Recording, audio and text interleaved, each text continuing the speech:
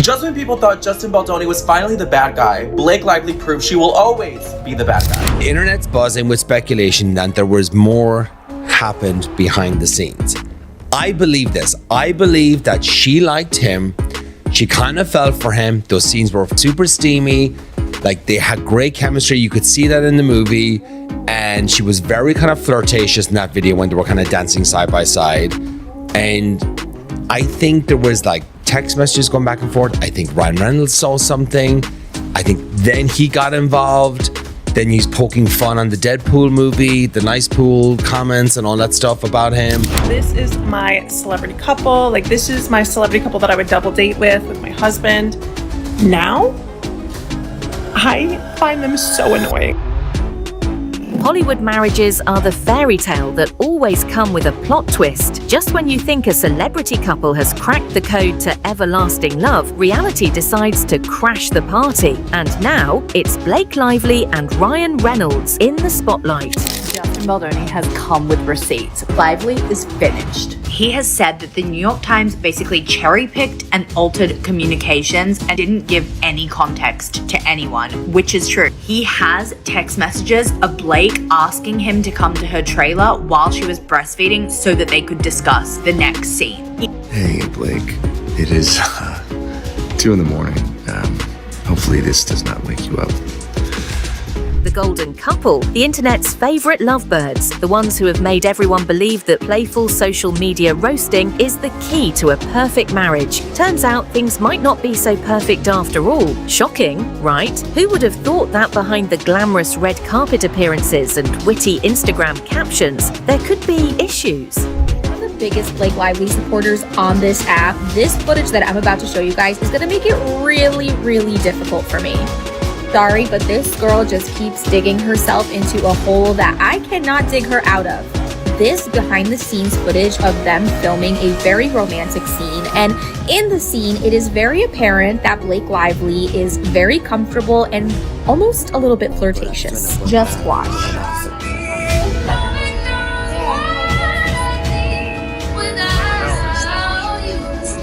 This could have been well before he did something that made her feel uncomfortable. I'm not saying that SH did not happen on the set of this movie, but as new evidence becomes available, it is much harder to be on Blake Lively's side, and I am still trying. I think one of the final straws for me, honestly, was when this text message from Blake Lively was released. She basically referred to herself as Khaleesi and implied that Ryan Reynolds and Taylor Swift are her dragons. Ugh. Honestly, I'm not a huge fan of either of them, so I'm really curious how this is going to play out in court, and I'm really waiting for the trial to form any concrete opinions about this. Enter the lawyer, because nothing screams fairy tale romance like a legal expert stepping in to drop some cold, hard facts. Apparently, there's some rather unflattering truth lurking behind those carefully curated public moments. And when it came out, well, let's just say Blake Lively wasn't exactly thrilled. In fact, she reportedly erupted, because really, who likes their marriage being dissected like a courtroom drama? Buckle up, this one's going to be interesting. I'm gonna stop rambling because Jesus Christ, it's been 6 minutes and 30 seconds, so fuck me. I'm sorry. You probably have kids all over you and a baby on your boob, and you're listening to me ramble at 2 in the morning. I can't wait to spend more time with you. Oh. Blake and Ryan Reynolds were getting bothered by him releasing so much that they asked a judge to put a gag order on Justin to shut him up because they were gagged. Their lawyer said that Justin has further made it clear that his priority is completely torpedoing Blake Lively's career for the rest of her life. And this could actually all be over in 3 days because Blake and Ryan just asked a judge to dismiss this whole court case because they are trying anything to get this to stop because it's ruining their careers. That will be held on February 3rd. Blake Lively is accusing Justin Baldoni of sexual harassment, followed by an attempted PR takedown of her to cover his own ass for people finding out what he did to her. In an article titled, "We Can Bury Anyone," Blake Lively heroically shared her story and the world was on her side because it looked like she was just trying to take down a predator in Hollywood. So Justin Baldoni and his ace lawyer launched an all-cylinder fire attack to clear his name, and he started by suing the New York Times, saying that article was just published because it was paid for by Ryan Reynolds and it was a multi-layered scheme planned out by Blake and Ryan to take down Justin. And I think it's pretty common knowledge that the mainstream media will lie on behalf of their powerful friends or anyone who pays them off to say certain things. So, what exactly did this lawyer say to send Blake Lively into full-blown damage control mode? Well, according to inside sources, it wasn't just one tiny detail, it was an avalanche of revelations that painted a very different picture from the picture-perfect love story the public has been fed for years. And no, it wasn't some random tabloid speculation. This was a lawyer, someone dealing with actual facts, legal documents, and, brace yourself, receipts. And Reynolds, who's married to Blake Lively, who's in the court documents we're covering. Justin Baldoni's lawyer, Brian Friedman, slams Blake's motion. I'm going to share exactly what he had to say, the colorful verbiage to dunk on her response as she's trying to get out of this lawsuit. Blake Lively accusing Justin Baldoni of retaliating with his lawsuit on her. And then we have Justin Baldoni's lawyer saying Blake is abusing the system. To be quite honest, everyone I meet's Team Blake. I mean, other than Taylor Lorenz. Everyone's Team Justin Baldoni. I got that wrong. Everyone's Team Justin Baldoni. Even last night, when I did this stand-up show, there was a Q&A after, like with the host of the show, and I had a girl in the audience yell out, "That bitch!" I mean, that is crazy. People really that have followed this are either A, being duped, or they've got a good intuition, and it's really up to you to decide.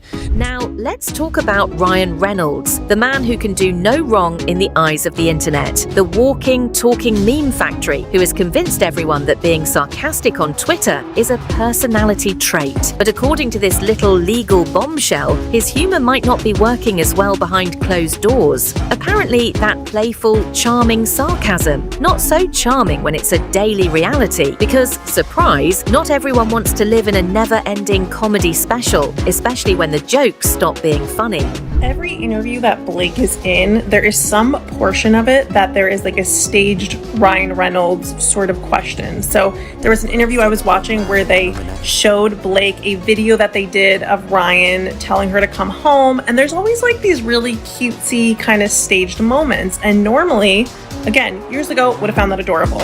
But lately it has been so heavy, and I think it's because of the It Ends With Us promotions and marketing. It is also becoming very clear to me now that they have walked all over Justin Baldoni. He is the director of the movie, and it is just very evident that Blake, who was a producer, was kind of stepping on his toes while he's out there doing promotions of the movie. Sources claim that while the world sees a fun-loving, deeply in-sync couple, there's been tension brewing for a while, and the lawyer's revelations confirmed what some insiders have been whispering. Blake's patience has been wearing thin. Sure, the couple has mastered the art of public banter, but in private, let's just say not every eye roll is in good fun. He also has correspondence of Blake asking for the costumes to be sexier in the film, which really doesn't corroborate any of these claims she's been making about the fact that he was sexually exploitative. His lawyers have said, while their side embraces partial truths, we embrace the full truth, and we have all of the communications to back it. Public will decide for themselves, as they did when this first began. And then there's the issue of power dynamics. Hollywood marriages are rarely equal playing fields, no matter how much they pretend otherwise. Blake, despite being a star in her own right, has often been overshadowed by Ryan's larger-than-life internet presence. The lawyer reportedly exposed just how much that dynamic has affected their relationship. Turns out, when one person's brand relies on being the funny one, the other can start feeling like a sidekick in their own marriage. And Blake, well, let's just say she's not exactly the type to play second fiddle quietly. Yes, I do sometimes go on camera, you friends. So, welcome to the channel. I hope everyone's having a good day. There is a lot to talk about, and I have to try to figure out where I'm looking. Okay, camera's right there. I am using my Mac camera right now, so I usually use a different camera, but I have to be looking at the screen because there's a lot that we have to go over, and I'm pretty, there's so much, and I have some clips that I have shared in different videos that I think are relevant to what was recently filed in court. And I recognize that some of you have probably already had an opportunity to find some of this information out, but welcome. So Ryan Reynolds is kind of a hot mess, and he recently filed a motion to dismiss. And here's the thing, motions to dismisses in federal court are extremely hard to have pass. Like, for a judge to grant a motion to dismiss, there has to be a finding of like a technical issue of law. It has nothing to do with the facts of the case. Everyone that's on Blake's side now is arguing that California law doesn't apply to Justin Baldoni and Wayfair, but it applies for Blake. So what I notice a lot about with Blake and Ryan is that it's rules for thee, not for me. And it's just very much the way that narcissists rule the world.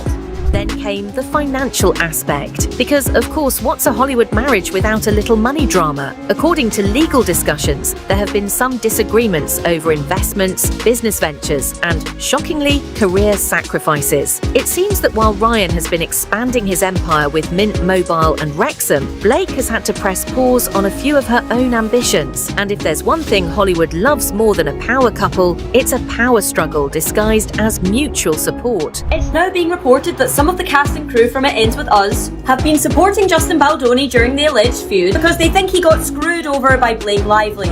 An It Ends With Us source confirmed to TMZ that while there is a rift between the cast and crew, there's no clear-cut villain, and a lot of them are siding with Justin because he was a generally nice guy to work with, and he cared a lot about this film. The source told TMZ that the feud is more like a civil war. While some are siding with Blake, there's also cast members who feel Justin got screwed over. TMZ reports that several people from the crew understand why Justin did a solo press tour after Blake allegedly brought in her own film editor and her husband Ryan Reynolds to do last-minute rewrites of the script, even though it was supposed to be predominantly Justin's project. TMZ said they spoke to multiple sources who said that Blake was eager to be seen as the creator of the film. But here's where it gets even more interesting. Apparently, this perfect couple has been keeping certain details under wraps for years. The lawyer's statements hinted at behind-the-scenes negotiations, carefully crafted PR strategies, and, wait for it, contractual agreements between the two. Because really, what's love without a little legal paperwork?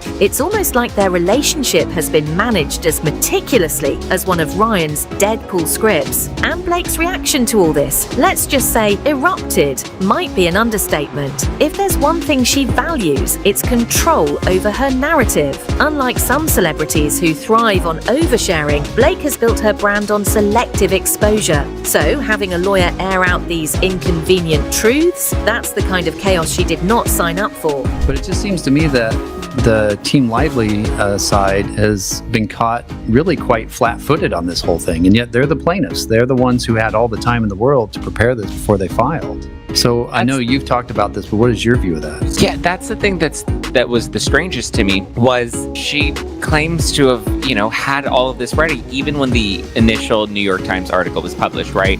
They claimed that they published this information because they had thousands and thousands and thousands of pages that they reviewed of evidence, and that's why they felt confident publishing this article.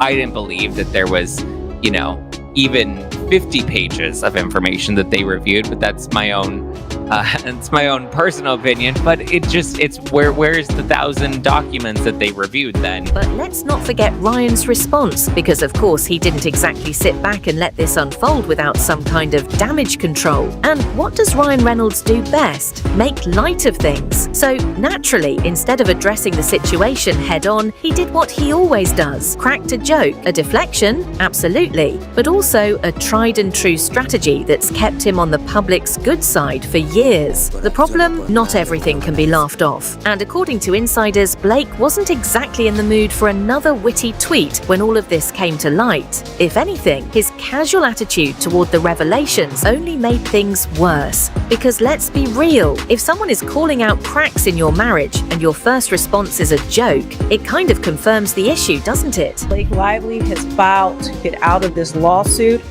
and this gets tricky because it applies to a new law in California that was actually enacted in January of 2024.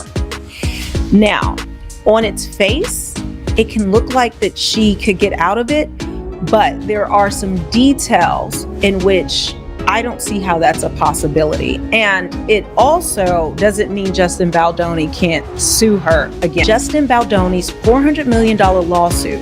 The move comes 2 days after her husband, Ryan Reynolds, asked the court to do the same. And the motion to dismiss, Lively's legal team cited a California law that protects individuals from retaliatory lawsuits if they report allegations of sexual harassment or misconduct. If successful, Baldoni could be on the hook to cover Reynolds and Lively's legal fees. This lawsuit is a profound abuse of the legal process. This is what's in this filing. So this lawsuit is a profound abuse of the legal process that has no place in federal court. California law now expressly prohibits suing victims who make the decision to speak out against sexual harassment or retaliation, whether in a lawsuit or in the press. Attorneys Mike Gottlieb and Ezra Hudson told Yahoo. And here's another interesting twist. The lawyer also hinted at external pressures playing a big role in their marriage dynamics. Hollywood's obsession with couple branding has turned relationships into business deals. And let's not pretend like Blake and Ryan haven't benefited from it. Their entire public image is built on being the funny, down-to-earth, relatable couple. But when that image starts feeling more like a performance than reality, the cracks start showing. Think about it. How many times have they strategically trolled each other on birthdays, anniversaries, and special occasions? It's cute, it's funny, but when the cameras are off, is it sustainable or is it exhausting? According to the lawyer, the latter is a lot closer to the truth. Maintaining an image takes work, and work takes effort. And effort, well, sometimes people just get tired of it. Lively's motion, which was obtained by Yahoo, slammed Baldoni's vengeful and rambling lawsuit. I mean, just reading this, it is like venom. It is so disgusting, especially with all the evidence that we know. And just the idea that someone can just claim harassment falsely, ruin someone's life, or falsely claim sexual assault, ruin that person's life, and that person should just lie down and take it. There's nothing can be done about it. It's absolutely insane that this law, I understand why the law was done, but when you think about it, like this is how people can get ahead. They can just threaten somebody and say, I will claim that you tried to sexually harass me if you don't do what I want. So what now? Are we looking at the beginning of the end for Blake and Ryan? Not necessarily. Hollywood relationships are resilient, mainly because there are teams of PR experts working overtime to keep them that way. But what it does mean is that the fairy tale might not be as effortless as they'd like people to believe. And that in itself is enough to shake up their entire carefully curated image. Because here's the thing about celebrity relationships. Once the illusion starts to crack, it's hard to put back together. People start looking at every interaction differently. Every post, every comment, every red carpet appearance. Suddenly, it's all being analysed through a different lens. And for a couple that has built their entire brand on being effortlessly in sync, that's a problem. So while fans may still swoon over their witty online exchanges, the reality might be a little less picture perfect. And as for Blake Lively and Ryan Reynolds, well, let's just say they have a lot more to manage now than just their next viral tweet.